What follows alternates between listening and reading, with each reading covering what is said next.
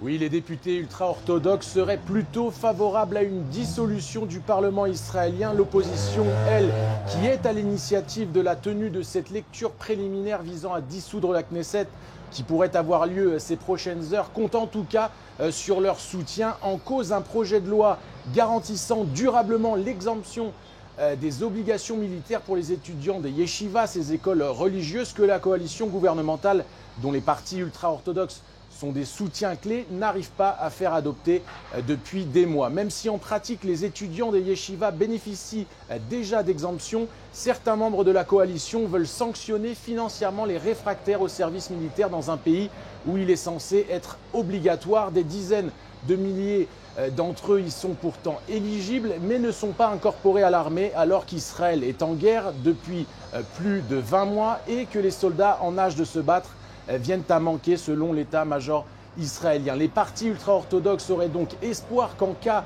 de nouvelles élections ces prochains mois, une nouvelle coalition leur garantirait une loi d'exemption.